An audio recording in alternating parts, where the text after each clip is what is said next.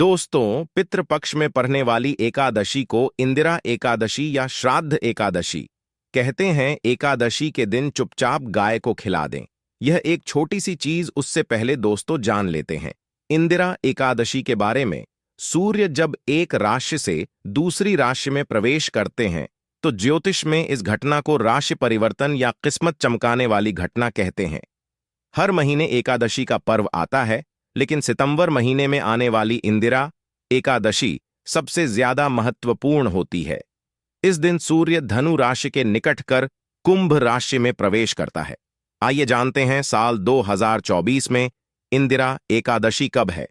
स्नान दान मुहूर्त महत्व। साल 2024 में इंदिरा का एकादशी 28 सितंबर 2024 को मनाई जाएगी।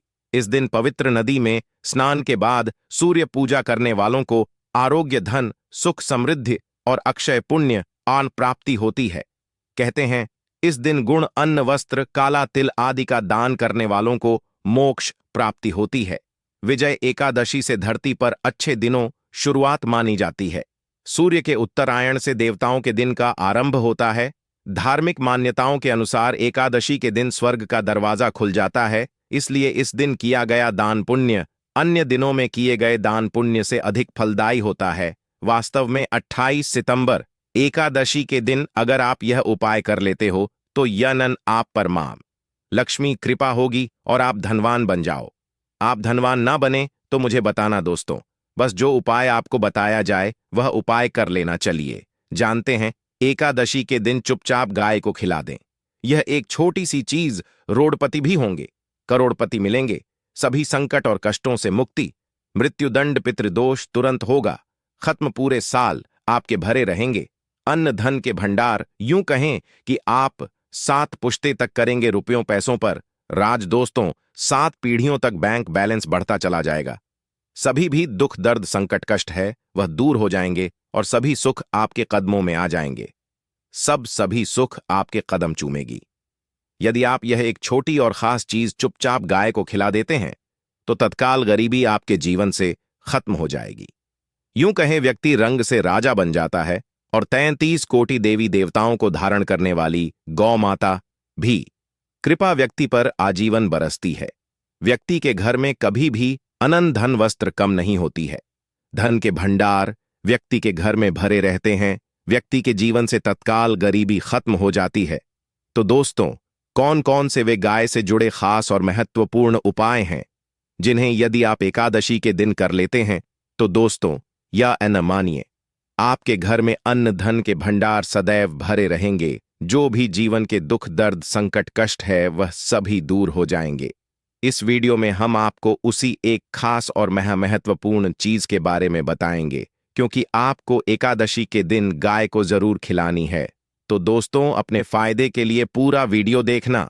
यदि आज इस वीडियो को अपने बीच बीच में से देखा, काट कर देखा, तो या मानिए जीवन में आपको कभी सफलता हासिल भी नहीं होगी, क्योंकि इस वीडियो में आपको कुछ ऐसे उपाय गाय से जुड़े बताने वाले हैं जिन्हें करने से आपके जीवन के जो भी दुख, दर्द, संकट है या कामयाबी होने में कोई बाधाएं आ रही, सभी से छुटकारा मिलने वाला है। यूं कहे कि आपके जीवन में अपार धन, सुख, संपत्ति प्राप्ति हो जाएगी। कभी भी धन से संबंधित परेशानी नहीं रहेगी। आर्थिक स्थिति आप प्रबल हो जाएगी। धन प्राप्ति के योग्य बन जाएंगे और जीवन में सदैव अनंत धन के भंडार आपके घर में भरे रहेंगे। अनंत धन वस्त्र कभी कमी नहीं होगी आपके घर में। तो दोस्तों, आज का वीडियो पूरा देखकर जाना। यदि आप चाहते हैं आप और आपके परिवार पर सदैव गौ माता कृपा से, आपके पितरों कृपा से, देवी देवताओं कृपा से, तो दोस्तों वीडियो को पूरा देखकर जाना। बहुत ही फायदेमंद वीडियो है। पूरे 300 सालों के बाद ऐसे दुर्लभ संयोग है, तो पूरा वीडियो देखकर जाना। यदि आप लाभ हासिल करना चाहते हैं और 7 पीढ़ियों तक कभी कोई किसी तरह अटैक, कमी ना हो या फल चाहते हैं, तो वीडियो को पूरा देखकर जाना। बहुत ही लाभप्रद वीडियो है आपके लिए। दोस्तों वीडियो को आगे शुरू करें उससे पहले आपसे रिक्वेस्ट करते हैं कि इस वीडियो को लाइक कर चैनल को सब्सक्राइब कर देना और कमेंट बॉक्स में सच्चे दिल से जय गौ माता जरूर लिख देना, जिससे माता कृपा आपके और आपके परिवार के ऊपर सदैव बरसती रहे और ज्यादा से ज्यादा वीडियो को शेयर जरूर करना, ताकि और लोग भी इस वीडियो के माध्यम से लाभ हासिल कर सके। इन उपायों को करने से अपने जीवन में सदैव धन सुख संपत्ति प्राप्ति कर सके। तो शेयर करना ना भूले इस वीडियो को, जिससे और लोगों का भी भला हो। आपको बता दें, इस दिन तीर्थ स्नान करना बहुत ही फलदायी समझा गया है। यदि कहीं तीर्थ स्थान पर पवित्र नदी में स्नान करना संभव ना हो, तो आप क्या करें? घर पर ही नहाने वाले पानी में गंगा जल कुछ बूंदे डालकर स्नान कर लें, और साथ ही साथ यदि आप स्नान आदि से निवृत्त हो जाएं, सर्वप्रथम तो अपने घर के पूजा स्थान को साफ कर वहां पूजा पाठ करें। आप और पितरों के निमित्त तर्पण, पिंडदान तो आपसे बने अन्न धन वस्त्र दान जरूर करें, और इस एकादशी के दिन दान करने से सभी मनोकामनाएं पूर्ण हो जाती हैं। एकादशी के दिन विशेषकर पूर्वजों पूजन के लिए बहुत ही शुभ फलदायी समझा गया है। मकर संक्रांति के दिन पिंड दान करने से पूर्वजों आत्मा को शांति मिलती है और उनको मोक्ष मिलता है। और आपको बता दें, इस बार जो इस दिन पितृपूजा के साथ साथ हनुमान जी मंगल देवता और भगवान शिव ना भी पूजा जरूर करनी चाहिए। आपको बता दें कि इस दिन यदि आप हनुमान जी और मंगल देवता भगवान शिव पूजा करते हैं, तो मंगल का ग्रह जनित दोष भी दूर हो जाता है। व्यक्ति के जीवन में धन सुख संपत्ति प्राप्ति हो जाती है, समस्त मनोकामना व्यक्ति पूर्ण हो जाती है। और दोस्तों, साथ ही साथ अब बात करें आपको उस दिन, मतलब यह जो एकादशी के दिन है, इस दिन आपको एक उपाय तो जरूर करना है। गाय का उपाय बताने से पहले एक उपाय आपको बता दें, इस उपाय को जरूर दूर करें। क्या करें कि शाम के समय पीपल के पेड़ के नीचे आपको सरसों का चौमुखी दीपक, आटे का दीपक बनाना है। चौमुखी, उसमें आपको कलावे बाती लगाकर सरसों के तेल का दीपक जला देना है, और बीच में 2 साबुत फूल वाले लौंग भी डाल दें। फिर देखिए कैसे चमत्कार आपके जीवन में होता है। शाम के समय जलाकर उसे छोड़े, मनोकामना मांगकर। दोस्तों, 11 दिनों के आप वह मनोकामना पूर्ण ना हो जाए तो हमें बता देना। बहुत ही प्रभावशाली उपाय बताया मैंने आपको, बहुत ही दुर्लभ से दुर्लभ है। इस बार नए वर्ष के उपाय को जरूर करें, यह उपाय जो है बहुत ही आपको लाभ देगा। और अब बात करें गाय से जुड़े कौन कौन से उपाय आपको इस दिन, मतलब गाय से जुड़े उपाय जिन्हें करने से व्यक्ति को 7 पीढ़ियों तक बैंक बैलेंस कमी नहीं होती, दुख दर्द संकट कष्ट दूर हो जाते हैं और सभी सुख व्यक्ति के कदमों में आ जाते हैं। कदम चूमती है सभी सुख, और घर में धन के भंडार सदैव भरे रहते हैं, कोई कमी नहीं होती। किसी तरह कौन कौन से उपाय ध्यान से सुनना, जिस तरह बताएं उसी तरह इन उपायों को आपको करना है। तो चलिए शुरू करते हैं। कौन कौन से गाय से जुड़े उपाय हैं? प्रभावशाली चमत्कारिक उपाय है जो कि आप किस्मत को चमका देंगे। एकादशी से आपको लाभ शुरू करते हैं। दोस्तों, सनातन परंपरा में गाय गंगा और गायत्री का बहुत ज्यादा धार्मिक महत्व है। मान्यता है कि गौ माता के शरीर पर 3 कोटि देवी देवताओं का वास होता है। गौ माता पूजा करने वाले जातक पर इन सभी देवी देवताओं कृपा बरसती है। गौ सेवा से न सिर्फ इस जन्म के बल्कि पूर्व के भी दोष दूर हो जाते हैं। गाय से हासिल पंचगव्य का उपयोग जरूर शामिल करें, क्योंकि पंचम गव्य के बिना कोई भी पूजा पाठ और हवन सफल नहीं होता। या दोस्तों, गौ कृपा पाने के लिए प्रतिदिन सप्ताह अथवा महीने में परिवार समेत एक बार गौशाला जाने का नियम जरूर बनाएं और वहां गायों को हरा चारा जरूर खिलाएं। इससे आपको शुभ फलों प्राप्ति होगी, और साथ ही साथ गौ सेवा और गौ पूजा से 9 ग्रह शांत हो जाते हैं और इनसे जुड़े दोषों का निदान हो जाता है। गर्मियों में गौ माता को पानी पिलाएं और सर्दी में गौ माता को गुड़ जरूर खिलाएं। ध्यान रखें कि गर्मियों में गाय को गुधिया। अनेक देवी देवता को अपने ने शरीर पर धारण करने वाली गौ माता से जुड़े कई शुभ और अशुभ संकेत भी होते हैं। मसलन, गाय का दूध दहते समय यदि गाय ठोकर मार दें और सारा दूध बिखर जाए तो अब शगुन होता है। यदि कोई यात्रा पर निकल रहा हो और गाय अपने बछड़े को दूध पिलाती सामने आ जाए, तो निश्चित रूप से जिस यात्रा के लिए आप निकले हैं वह यात्रा आप जरूर ही सफल होगी, और वह जिसके लिए आप निकले हैं वह जरूर ही पूर्ण होगा। यात्रा पर जाते समय बाईं ओर गाय आवाज आना और रात्रि में गाय हंकार करना भी शुभ होता है। दोस्तों, साथ ही साथ गाय के साथ आप भूलकर भी दुराचार ना करें, अन्यथा मिलता है घोर पाप और जीवन भर परेशानियां बनी रहती हैं। जी हां दोस्तों, गाय को राष्ट्रीय पशु बनाए जाने और इन्हें मौलिक अधिकार दिए जाने बात हो रही है तो सवाल उठता है, गाय संस्कृति का अहम हिस्सा है, तब भी गाय के साथ लोग खराब व्यवहार कैसे कर लेते। गाय दर दर भटकती रहती है, भरपेट इन्हें चारा तक लोग नहीं देते। गाय जब तक दूध देती रहती है तो उन सेवा होती है, और जैसे ही दूध देना बंद कर देती है तो लोग इन्हें उन किस्मत पर छोड़ देते हैं, सड़कों पर और गलियों में भटकने के लिए। ऐसे में गोवंश जीवों को कोई डंडे मारता है तो कोई पानी डाल देता है, कभी वाहनों चपेट में आ जाती है तो कभी बीमार होकर बेचारी यह गाय दम तोड़ देती है।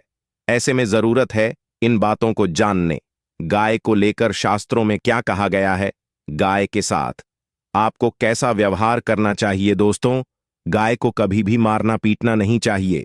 शास्त्रों में गाय को माता का दर्जा दिया गया है। गाय को मारने वाला माता को मारने पीटने वाले के समान पाप का भागीदार समझा जाता है।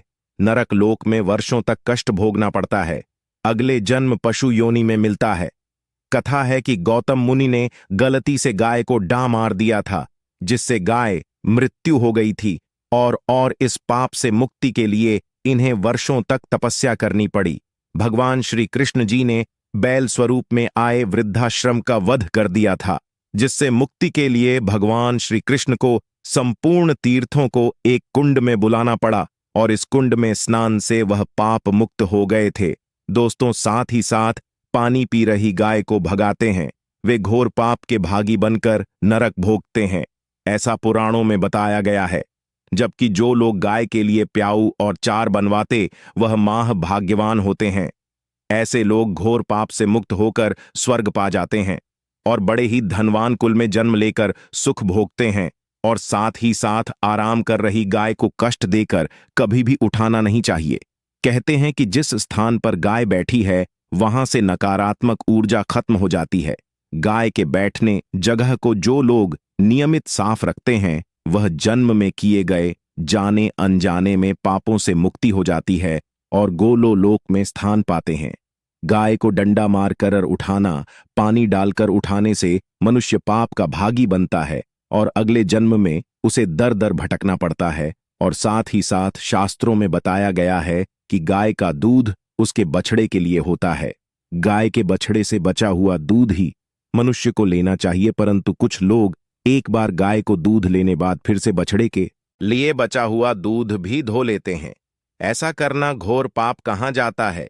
ऐसे दूध को धोने वाला और ग्रहण करने वाला दोनों ही पाप के भागी बन जाते हैं। दोस्तों, साथ ही साथ शास्त्रों में कहा गया है कि गोवंश मतलब गाय और बैल के पीठ पर नहीं बैठना चाहिए।